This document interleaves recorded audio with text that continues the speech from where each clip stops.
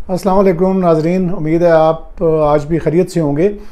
मैंने जो कल एक वीडियो में आपको जो कहानी सुनाई थी अपने SHO कोसार के ज़माने की 2003 की, वो उसमें मेरे सारे दोस्त अहबाब ने कहा कि जी जल्दी से इसका सेकंड पार्ट भी आप बताएंगे, बड़ा दिलचस्पी है। शुक्रिया दिलचस्पी का लेने का। बाज़ लोगों ने उसमें मुझे कहा कि जी आपकी जो रिहर्सल नहीं होती, आप बहुत आहिस्ता बोलते हैं। तो उन भाइयों की खिदमत में गुजारिश है कि जो एलोक्वेंस मेरी ज़बान में जो अल्लाह ताला ने जितनी दी हुई है मैं उसके मुताबिक ही बोलूँगा। अब मैं उसके आगे बेबस हूँ, उससे आगे कुछ नहीं कर सकता। तो वापस आते हैं स्टोरी के दूसरे हिस्से की तरफ। तो जनाब इस तरह है कि आपको पता ही है, मैं रीकैप कर देता हूँ कि एक बड़े किसी साहब के जो बेटे से एक इक़दाम कत्ल का एक वाक़या हुआ। उसने मारने की कोशिश की लड़की को और उसके भाई को। तो उसके ऊपर जब हमने उस मुलज़िम को गिरफ़्तार करने की कोशिश की तो उसका पता चला कि उसके वालिद और उसके कज़न जो कि रिटायर्ड कर्नल थे आर्मी से, उन्होंने उसको भगा दिया है, मुल्क से फ़रार करा दिया है। तो उसके बाद जब चीज़ें आगे मज़ीद जो चीज़ें अनफोल्ड हुई तो मैंने आप यहाँ तक बताया था कि फिर जो मेरे साथ जो वाक़यात शुरू हुए मुझे मुअत्तल कर दिया गया। अच्छा, अब ये स्टोरी आगे चलाने से पहले मैं आपको ये बताना चाहता हूँ कि ये कहते हैं ना कि वो एक शेर भी है जो इस वक्त मुझे याद नहीं आ रहा पूरी तरह से, कि हादसा जो है वो एकदम से नहीं होता है, इसके पीछे और वाक़यात होते हैं। जब मैंने SHO कोसार के तौर पे मेरी पोस्टिंग हुई तो मिनिस्टर साहब के जो PSO थे एक आगा गज़नफ़र साहब, उनका एक दिन फ़ोन आया और वो कहने लगे कि जी मिनिस्टर साहब जो है वो अपने किसी दोस्त को देखने पेम्स अस्पताल जा रहे हैं, तो आप जो है ना एक अच्छा सा गुलदस्ता लेके, फूलों का गुलदस्ता लेके, और वो याद रहे कि फूलों के गुलदस्तों की दुकानें जो हैं वो मेरे एरिया में थी, F6 में, F7 में। जो इस्लामाबाद के रहने वाले हैं वो जानते हैं।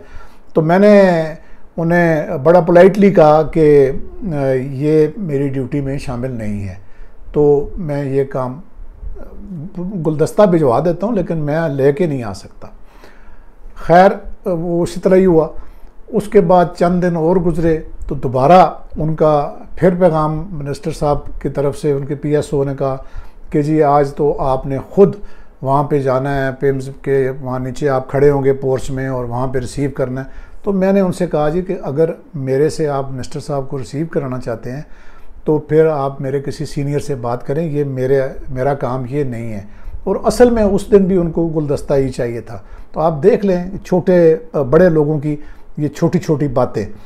अच्छा, फिर उसके बाद एक और वाक़या होता है, ये मैं बता रहा हूँ आपको बैकग्राउंड इस सारे इंसिडेंट का ना, जो मेरे साथ हुआ, जो मुझे मुअत्तल किया गया। और ये सिर्फ एक कर्नलों को अरेस्ट करना जो है ना, ये एक बात नहीं थी, इसके पीछे भी वाक़यात थे।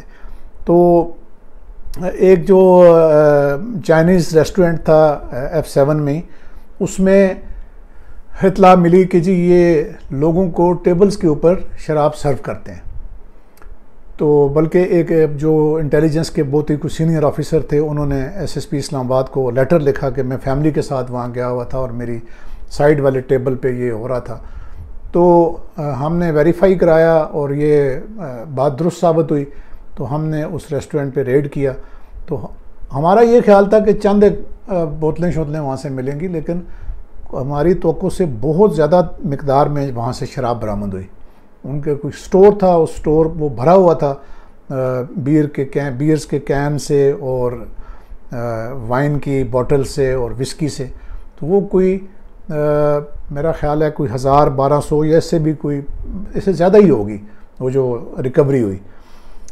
तो जब हम थाने में लेके आए और FIR देने की तैयारी शारी कर रहे थे तो जनाब मिनिस्टर साहब के जो PSO हैं आगा गज़नफ़र, वो कहीं थाने तशरीफ़ ले आए। मैं तो कहीं बाहर था, थाने से पेट्रोलिंग वगैरह पे था। तो मुझे इत्तला मिली, मैं वापस आया तो देखा कि वो SHO की कुर्सी पे बैठा हुआ है वो शख्स। तो मैंने उसको इशारा किया, मैंने कहा उठो और इधर बैठो। मुझे थोड़ा बहुत नागवारी भी हुई कि यार एक सरकारी अफसर दफ्तर है, वो आपके यानी कोई ज़ाती किसी मुलाजिम का दफ्तर नहीं है कि आप जाकर उसकी कुर्सी पे बैठ जाएँ। और फिर जाहिर है कि SHO की एक अपना डेकोरम होता है, सरकार का मुलाजिम होता है, स्टेट का नुमाइंदा होता है अपने उस इलाके में। तो खैर वो उठ के मौसूफ दूसरी तरफ बैठ के, तो मैंने कहा कैसे आना हुआ, मैंने चाय शाय पिलाई। तो उन्होंने कहा कि जी वो आपने फ़लाँ चाइनीज़ रेस्टोरेंट के मालिक को पकड़ा है, तो मिनिस्टर साहब कह रहे हैं उसको छोड़ दें। मैंने कहा जी वो तो FIR शायद अब हो चुकी होगी, मैंने देखा नहीं है, ज़ाहिर है वो मुहर्रर के दफ्तर में होती है। कहता है नहीं मैंने देखा है और वो FIR अभी शुरू हुई है, अब हुई नहीं है। तो मैंने कहा हुई नहीं है, शुरू तो हो गई है ना, तो समझें कि हो गई है, मिनिस्टर साहब को बता दें कि FIR दर्ज हो चुकी है और आपको SHO लेवल पे आपका काम नहीं है। अगर आपने मिनिस्टर साहब ने किसी को रिक्वेस्ट करनी है तो वो IG मौजूद हैं, SSP मौजूद हैं। अच्छा, मैं बहरहाल SSP साहब को, जो शायद नदीम बलोच साहब थे, उनको ये बता चुका था कि ये रिकवरी हुई है। वो बड़े खुश थे और उन्होंने कहा कि किसी के उसमें आने की ज़रूरत नहीं है दबाव में। मैंने कहा जी मैं तो नहीं आता दबाव में, लेकिन ये शख्स आके थाने बैठा हुआ है और एक मिनट की पल पल की खबरें मिनिस्टर को दे रहा है कि जी अब जो है ना वो SHO ने मेरे साथ बदतमीज़ी कर दी, अब वो क्या झूठ बोल रहा है कि ये FIR हो गई है, वो इसको नहीं छोड़ रहा। और आपका, मैंने कहा SSP का बता रहा है कि जी वो तो है नहीं, वो ट्रेस नहीं हो रहे। तो SSP साहब ने मुझे कहा कि नहीं तुम तकड़े रहो, कुछ मसला नहीं है, हम इसको संभाल लेंगे, बस इनको छोड़ना नहीं है, आप FIR कर दें। हमने FIR कर दी। तो ये एक बैकग्राउंड चला आ रहा था, यानी मिनिस्टर के साथ। मिनिस्टर को ये पता था कि ये SHO जो है वो, यानी जिस तरह उसके तस्वर में होगा कि जंग के इलाके में कोई SHO हो तो वो आके इस तरह शायद उसकी कासालैसी करे, या पता नहीं उसके जहन में क्या था। तो मुझे तो ना हमारी ये ट्रेनिंग थी, ना इस्लामाबाद पुलिस का ये असूल थे, ना ये ज़वाबित थे, ना मुझे किसी सीनियर ने कहा कि तुम इसकी जाके तो उसको फूल दो या कुछ करो। तो फिर अब आते हैं उस दिन की तरफ जब मैं सस्पेंड हो गया। मेरे ख़िलाफ़ उन्होंने एक SSP साहब ने एक इंक्वायरी मार्क की। एक ASP थे उस वक्त, वो ASP इंडस्ट्रियल एरिया थे, इशफाक अहमद ख़ान साहब, वो अब DIG हैं और स्याला में कमांडेंट हैं। तो अल्लाह ताला उनको खुश रखे, उन्होंने बग़ैर मेरिट पे इंक्वायरी की और यानी वो मेरे पर इल्ज़ाम ये था कि जी मैंने बतौर SHO वो फंक्शन करने की इजाज़त दी थी। तो उसमें मैं इंक्वायरी में जब सुरखरू हो गया तो मिनिस्टर साहब ने फिर FIA को मेरे पीछे लगा दिया। तो FIA ने कहीं ना कहीं से कोई एक गलती मेरी निकाल ली कि जी मैंने जब, जो बचपन में मेरा कोई पासपोर्ट बना था और जब बड़े होके जब मेरा पासपोर्ट बना तो उसमें उस पासपोर्ट का जिक्र नहीं था, और ऐसी कुछ इल्ज़ाम लगा के मेरे ख़िलाफ़ कोई वन साइडेड इंक्वायरी करके तो FIR वगैरह भी कर दी उन्होंने। तो इस दौरान में मिनिस्टर साहब को काफ़ी लोगों ने ये समझाया कि फ़रत एक अच्छा अफसर है और इसकी आप पीछे क्यों पड़ गए हैं। मुझे भी समझ नहीं आ रही थी कि मिनिस्टर इतना पर्सनल क्यों हो गया।